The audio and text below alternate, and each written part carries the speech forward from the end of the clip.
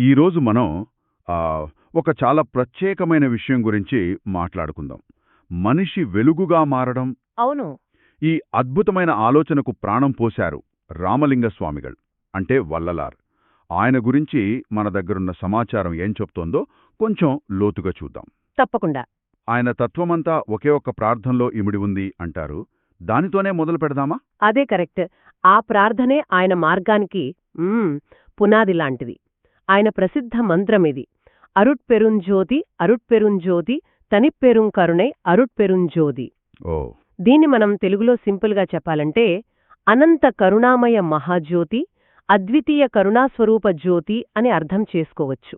ఈ పదాలు వింటుంటేనే ఏదో తెలియని శక్తున్నట్టుంది. ఇక్కడ జ్యోతి అంటే వెలుగు, కాని ఆయన పదే పదే కరుణామయ జ్యోతి అంటున్నారు కదా. అవును. అంటే వెలుగుకి కరుణాకి మధ్య ఆయన చూసిన సంబంధం ఏంటి? అద్భుతమైన ప్రశ్న అడిగారు. ఇక్కడే వలలార్ ప్రత్యేకత అంతా ఉంది. ఆయన దృష్టిలో వెలుగు అంటే పక్షపాతం లేనిది. అంటే ఇప్పుడు చూడండి, సూర్యరశ్మి ఒక మంచివాడి మీద ఒక చెడ్డవాడి మీద హ్మ్, సమానంగా ప్రకాశిస్తుంది. హ్మ్, అది భేదం చూపదు కదా. నిజమే. చీకటిని, అస్పష్టతను తొలగిస్తుంది. హ్మ్, ఆయనేమన్నారంటే కరుణ కూడా సరిగ్గా అంతే. హ్మ్, అది బంధువు, శత్రువు అని చూడదు. ద్వేషం, కోపం, భయం ఇలాంటి మానసిక చీకటిని తొలగించే శక్తి ఒక్క కరుణకే ఉంది. హ్మ్. అందుకే ఆయనకు కరుణే దైవం, ఆ దైవమే జ్యోతి. Okay, okay. ఇప్పుడు నాకు స్పష్టతొస్తుంది. అంటే దేవుడంటే ఒక విగ్రహమో రూపమో కాదు, అదొక గుణం, ఒక చైతన్య స్థితి అన్నమాట. సరిగ్గా అదే. మరి ఆ ప్రార్థనలో తనిపెరుం కరుణై అని ఉంది గదా. అవును. అంటే అద్వితీయ కరుణ అని. అవును. దాని అర్థమేంటి? సాధారణంగా మనం చూపించే కరుణలో ఎక్కడో ఒక చోట నేను సహాయం చేస్తున్నాను అనే చిన్న అహం ఉంటుంది. హ్మ్, లేదా కనీసం ఏదో ఒక ప్రతిఫలం ఆశిస్తాం. అవును, అది సహజం. కాని తనిప్పెరుం కరుణాయ్ అంటే అలాంటి షరతులు ఏమీ లేని, సాటి లేని స్వచ్ఛమైన కరుణ. ప్రతి జీవిలోనూ ఆ దైవికమైన జ్యోతిని చూసినప్పుడు మాత్రమే అలాంటి కరుణ పుడుతుంది. దీన్నే ఆయన ఆచరణలో పెట్టమన్నారు. వినడానికి చాలా ఉన్నతంగా ఉంది. కాని ఈ రోజుల్లో బతకాలంటే పోటీ, స్వార్థం అవసరం అని నమ్మే సమాజంలో ఇంత స్వచ్ఛమైన కరుణను ఆచరణలో పెట్టడం ఎలా? అంటే సామాన్యులకు ఆయన చెప్పిన మార్గం ఏమైనా ఉందా? ఉందండి. ఆయన దీన్ని చాలా చాలా సులభం చేశారు. పెద్ద పెద్ద యజ్ఞాలు, యాగాలు అస్సలు చేయమనలేదు. ఆయన చెప్పినవి రెండు మార్గాలు. ఏమిటవి? ఒకటి జీవకారుణ్యం, ఏ జీవికి హాని తలపెట్టకపోవడం. రెండవది అన్నదానం, ఆకలితో ఉన్నవారి కడుపు నింపడమే అసలైన పూజ అన్నారు. ఆకలి తీర్చడమే పూజనా? అవును. ఆయన కాలంలో మతం పేరుతో ఎన్నో కర్మకాండలున్నాయి. అప్పుడు ఆకలి తీర్చడమే దైవారాధన అనడం అనేది ఒక విప్లవాత్మకమైన ఆలోచన.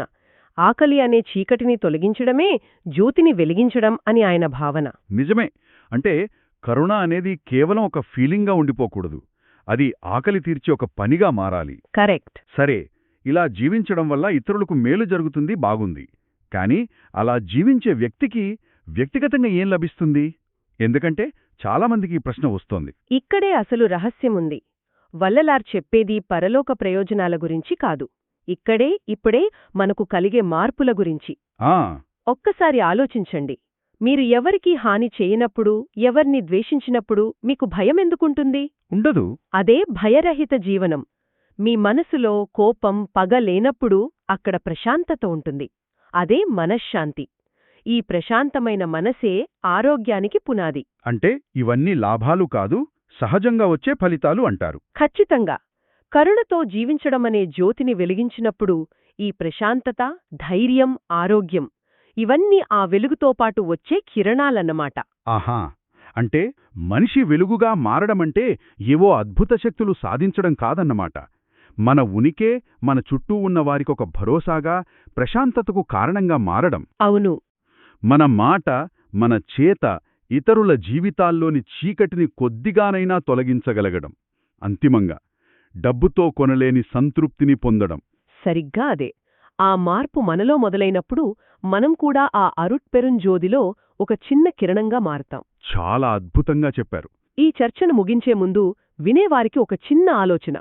ఆ మహాజ్యోతి వైపు మనం వేసే మొదటి అడుగుగా ఈరోజు ఇతరుల పట్ల కరుణను చూపించే ఒక్క చిన్న పని ఏమి చేయగలం?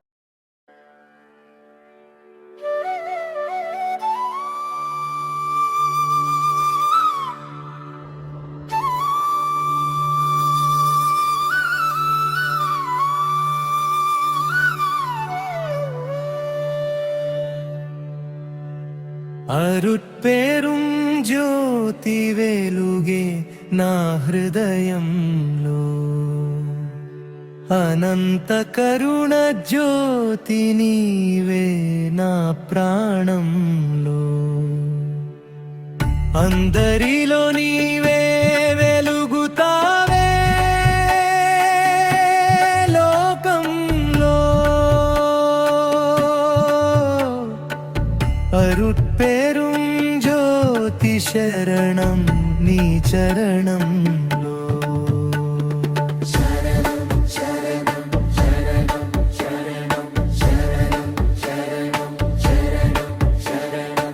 చరణం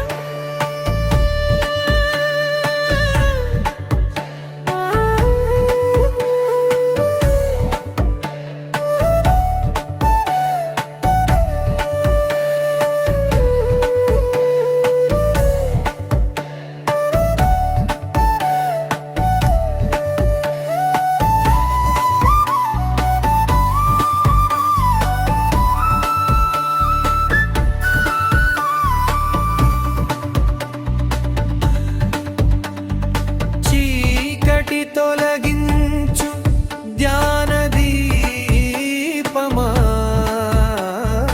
చింతల కరిగించు దయామయుడా జాతి మత భేదం లేని దేవుడా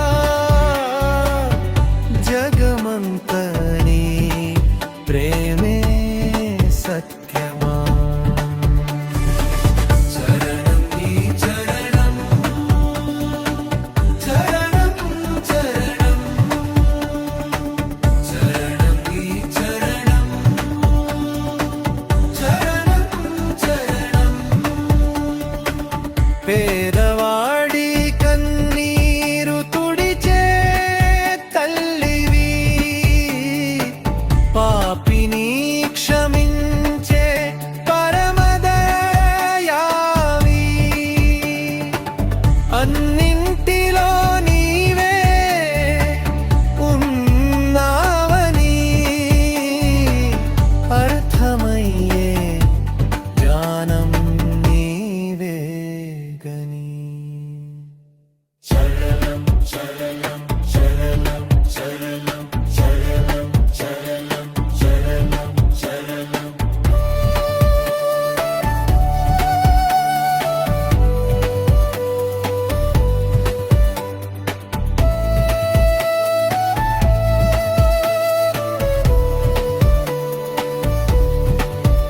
నేను అనే భావం కరిగే వేళలో నీవే మిగిలే పరబ్రహ్మలోకంలో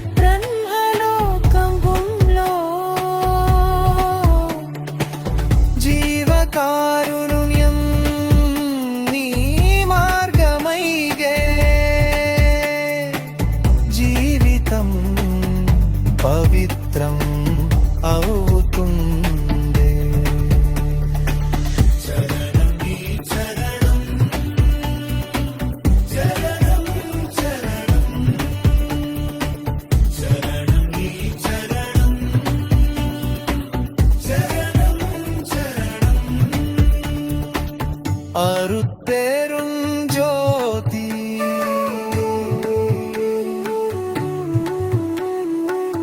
అరుట్పేరుం జ్యోతి